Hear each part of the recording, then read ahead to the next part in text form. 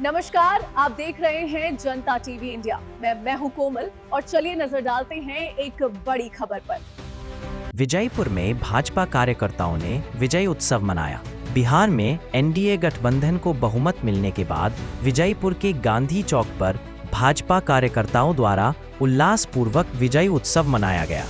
इस समारोह में सांसद रमेश जिगजिनगी, पूर्व विधायक अप्पा साहेब पटनाशेट्टी, गुरुलिंगप्पा अंगड़ी सहित कई प्रमुख नेता उपस्थित रहे। इस अवसर पर सांसद रमेश जिगजिनगी ने कहा, बिहार में मिली जीत ने भाजपा कार्यकर्ताओं में नई ऊर्जा भरी है। कर्नाटक में कांग्रेस पार्टी खत्म हो चुकी है और देश में कांग्रेस पूरी तरह हार चुकी है। राहुल गांधी नेता बनने के योग्य नहीं है। उन्होंने आगे कहा, चाहे किसी भी वजह से कल ही कर्नाटक में चुनाव हो जाए, कांग्रेस कभी भी चुनाव नहीं जीत पाएगी।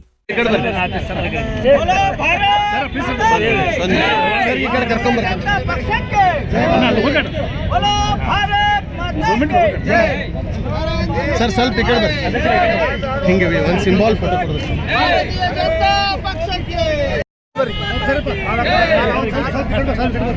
ಪಕ್ಷದ ಕಾರ್ಯಕರ್ತರಿಗೆ ಜಿಲ್ಲೆಯಲ್ಲಿ ಅತ್ಯಂತ ಸಂತೋಷದಿಂದ ಈ ಒಂದು ವಿಜೃಂಭಣೆಯನ್ನು ಆಚರಿಸ್ಲಿಕ್ಕತ್ತಿದ್ದೇವಪ್ಪ. ಇದು ಬಹಳ ನಿಜವಾಗಿ ಇದು ಒಂದು ಪಕ್ಷಕ್ಕೆ ಇಡೀ ದೇಶದಲ್ಲಿ ಇರ್ತಕ್ಕಂಥ ಭಾರತೀಯ ಜನತಾ ಪಕ್ಷದ ಕಾರ್ಯಕರ್ತರಿಗೆ ಇದು ಒಂದು ಶಕ್ತಿ ಅಂಥೇಳಿ ನಾನು ಭಾವಿಸ್ಕೋತಿದ್ದೀನಿ.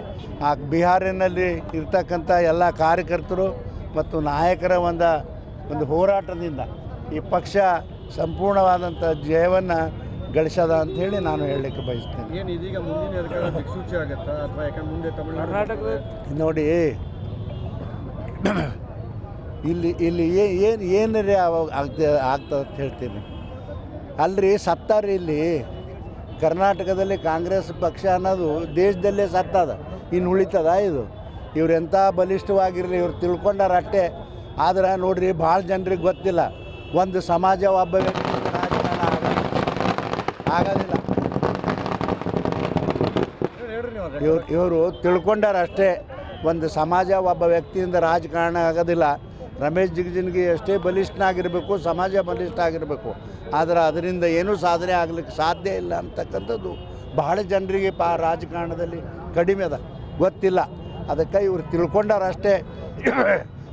ಸಿದ್ದರಾಮಯ್ಯನವರು ದೊಡ್ಡ ಸಮಾಜದ ದೊಡ್ಡ ಮನುಷ್ಯ ಅದಾನ, ನಾವು ಮತ್ತೆ ಪಕ್ಷ ಕಟ್ತಾನೆ, ಪಕ್ಷ ಬರ್ತದೆ ಅನ್ನೋದು ಇದು ಖಂಡಿತ ತಲೆಯನ್ನು ತೆಗಿರಿ.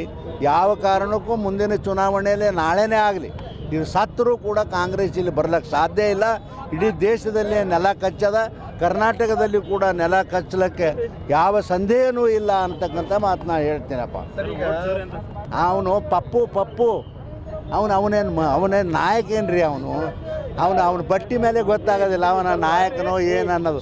ನಾ ಹೇಳಿದ್ದೀನಿ ಬೇಕಾದಷ್ಟು ಸಲ, ಸಣ್ಣ ಹುಡುಗರಿಗತ್ತಲೆ ಹೊಟ್ಟಿ ತೋರಿಸ್ಕೊಂಡು ಪಾರ್ಲಿಮೆಂಟ್ನಾಗ ಅಡ್ಡಾಡ್ತಾನೆ. ಅವನೇ ನಾಯಕ ಏನ್ರಿ? ಅವನು ನಾಯಕ ಆಗ್ಲಿಕ್ಕೆ ಅಯೋಗ್ಯ ಅದಾನ ಅಂತಕ್ಕಂಥ ಮಾತು ನಾ ಹೇಳ್ತೀನಿ. ಸರ್, ಈಗ ಮೊನ್ನೇನು ಪ್ರವಾಹ ಬಂತಲ್ಲ, ಪ್ರವಾಹ ಬಂದ ನಂತರ ಎಲ್ಲ ಕಡೆ ಏನು ಅಂತಂದರೆ 5,000 ರೂಪಾಯಿ ತಕ್ಷಣಕ್ಕೆ ಕೊಡ್ತೀವಿ ಅಂತ ಹೇಳಿದ್ರು. BJP ಸರ್ಕಾರ ಇದ್ದಾಗ ಯಾರು ಈ ರೀತಿ ಪ್ರವಾಹ ಬಂದಾಗ ತಕ್ಷಣಕ್ಕೆ 20,000 ರೂಪಾಯಿನ ಬೊಮ್ಮಾಯಿಯವರು ಕೊಟ್ಟಿದ್ರು. ಇವ್ರು 5,000 ರೂಪಾಯಿಗಳಿಗೂ ನಯಾ ಪೈಸಾ ಕೂಡ ಯಾರಿಗೂ ಕೂಡ ಮುಟ್ಟಿಲ್ಲ. ನೋಡ್ರಿ, ಮುಟ್ಟಂಗಿಲ್ಲ. ಎಲ್ಲದ ರೀ ರೊಕ್ಕ? ಅಲ್ಲಿ ನಾ ದಿನ ಬರ್ರಿ, ನನ್ನ ಆಫೀಸ್ ಮುಂದೆ ಒಂದು 20 ಜನ ನಿಂತಿರ್ತಾವ.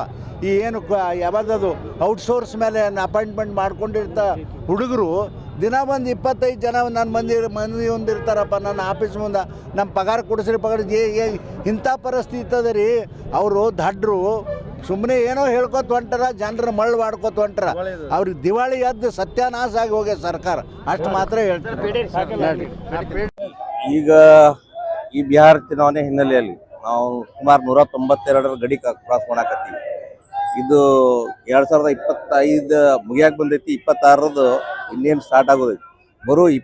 ಇದು 26ರದು ನಾಂದಿ. ಇದು ಇನ್ನು ಬರುವಂಥ ದಿನಗಳಲ್ಲಿ ನಾವು ತೆಲಂಗಾಣ ಆಯಿತು, ಕೇರಳ ಆಯಿತು, ಒರಿಸ್ಸಾ ಆಯಿತು, ಇದ್ರಿಗಿಂತ ಜಾಸ್ತಿ ಮತಗಳಿಂದ, ಇದಕ್ಕಿಂತ ಜಾಸ್ತಿ ಸೀಟ್ಗಳಿಂದ ಈಗ ಅಪ್ರಾಕ್ಸಿಮೇಟ್ಲಿ ನಾವು 70% ಸೀಟ್ 242 190 ಆಲ್ರೆಡಿ ತೊಗೊಂಡು ಕೂತೀವಿ.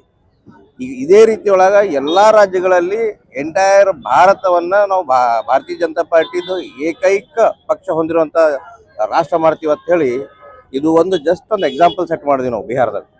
ಬರೋ ದಿನಗಳಲ್ಲಿ ನಮ್ಮ ಗ್ರಾಮ ಪಂಚಾಯತ್, ಜಿಲ್ಲಾ panchayat, taluk panchayat, MLA, MP, MLC ಎಲ್ಲ ಎಲೆಕ್ಷನಲ್ಲೂ ಒನ್ ಸೈಡ್ ಮೋರ್ ದನ್ 80% ನಾವು ವೋಟರ್ಸ್ನ ಮ್ಯಾನೇಜ್ ಮಾಡ್ಕೊಂಡು ಬಿಟ್ಟು ಈ ಬರೋ ದಿನಗಳಲ್ಲಿ ಭಾರತೀಯ ಜನತಾ ಪಾರ್ಟಿ ಪಟಾಕಿಯನ್ನ ಪ್ರತಿಯೊಂದು ಗ್ರಾಮದಿಂದ ದಿಲ್ಲಿವರೆಗೂ ನಾವು ಹಾರಿಸ್ತೀವಿ. ನವೆಂಬರ್ ಕ್ರಾಂತಿ ಕನ್ನಡದಲ್ಲೂ ಆದರ್ಶ. ಹೌದು, ಬರೋ ದಿನಗಳಲ್ಲಿ ಎಕ್ಸ್ಪೆಕ್ಟೆಡ್ ಐತಿ. ನವೆಂಬರ್ದಾಗ ಕ್ರಾಂತಿಗಳು ಚೇಂಜ್ ಆಗುವ ಅನ್ನೋಕ್ಕಿಂತ ಅದು ಒನ್ ಸೈಡ್ ಟರ್ನ್ ಅರೌಂಡ್ ಅಂತಾರಲ್ಲ, ಆ ಟೈಪ್ ಎಕ್ಸ್ಪೆಕ್ಟೆಡ್ ಐತಿ. ಬರೋ ದಿನದೊಳಗೆ ನವೆಂಬರ್ದೇನು ಕ್ರಾಂತಿ ಅಂತಿರಲ್ಲ, ಅದು ಗ್ಯಾರಂಟಿ ಬರೋ ದಿನಗಳು ನಾವು ಎಕ್ಸ್ಪೆಕ್ಟ್ ಮಾಡಕತ್ತೀವಿ.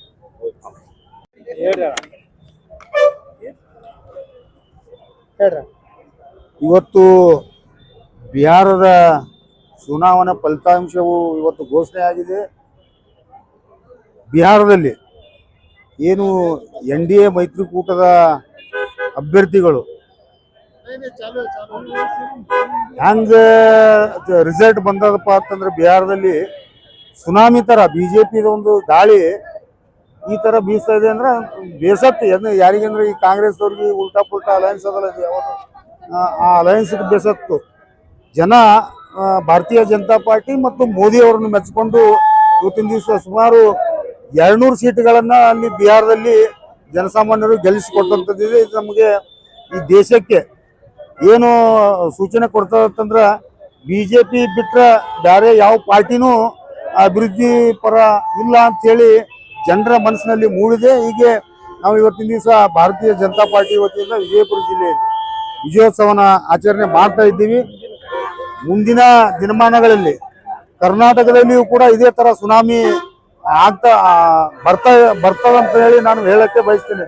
ಯಾಕಂತಂದ್ರೆ ಕಾಂಗ್ರೆಸ್ಸಿನವರು ಬರೀ ಗ್ಯಾರಂಟಿ ಅದು ಇದು ಕೂತು ಜನರಿಗೆ ಹಾಳು ಮಾಡ್ಲಾಕತ್ತಾರ ಹೊರತು ಜನರಿಗೆ ಉದ್ಧಾರ ಮಾಡುವಂಥದ್ದು ಏನು ಮಾಡ್ತಾ ಇಲ್ಲ. ಈ ವಿಜಯೋತ್ಸವದಲ್ಲಿ ನಾವು ಬಹಳ ಹೆಮ್ಮೆಯಿಂದ ಮೋದಿ ಅವ್ರನ್ನ ಮತ್ತು NDA ಕೂಟವನ್ನ ನಾವು ಅಭಿನಂದನೆಯನ್ನ ಮತ್ತು ಜನಸಾಮಾನ್ಯರಿಗೂ ಕೂಡ ಅಭಿನಂದನೆಯನ್ನ ಸಲ್ಲಿಸ್ತಾ ಇದ್ದೀನಿ.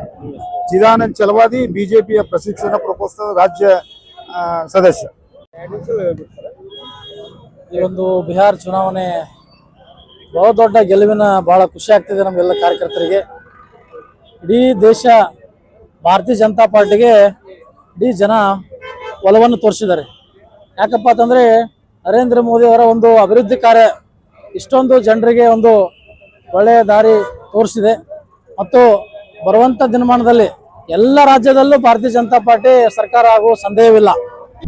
ಅಷ್ಟೊಂದು ಬಲಿಷ್ಠವಾಗಿ ಇಡೀ ವಿಶ್ವದಲ್ಲೇ ಅಷ್ಟು ಬಲಿಷ್ಠವಾಗಿ ಭಾರತೀಯ ಜನತಾ ಪಾರ್ಟಿ ಪಕ್ಷ ನೆಲೆ ಹೊಂದಿದೆ.